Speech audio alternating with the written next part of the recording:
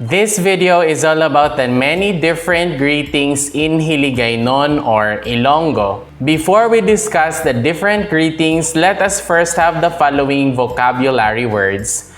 When we say aga, that means morning, aga.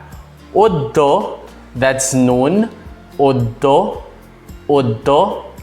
Hapon, that's afternoon, hapon. And GAB-I, that's evening. Aga, udto, hapon, GAB-I.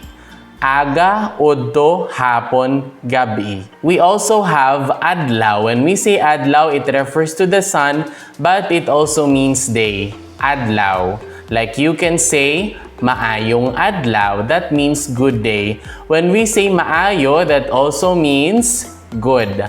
Maayo. Maayong adlaw. Maayong adlaw. Again, when we say aga, that's morning. Udto or ugto, that's noon. Hapon, that's afternoon. And GAB-I, that's evening. So how do you say good morning? Good morning in Hiligaynon or Ilonggo is maayong aga. Maayong aga. Maayong aga. Maayong aga. And then to respond to a maayong aga, you'll just have to repeat that and then add man sa imo. That means to you too.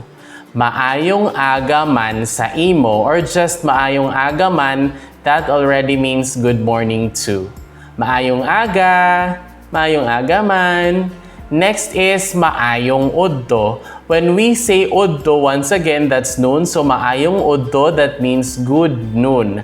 Maayong udto. And then to respond to someone who says maayong udto to you, you'll just have to add man at the end. Maayong udto man or maayong udto man sa imo. Maayong hapon. Maayong hapon. Maayong hapon. Maayong hapon man sa imo. Maayong hapon. Maayong hapon man sa imo or maayong hapon man. Good evening, that is maayong GAB-I.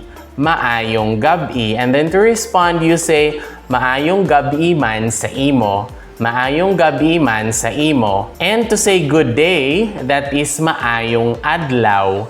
Maayong adlaw. And then to respond, you say maayong adlaw man, good day too, or maayong adlaw man sa imo, good day to you too. If you learned something new from this video, please don't forget to click like and subscribe. Moreover, you might also want to watch the next video on the screen.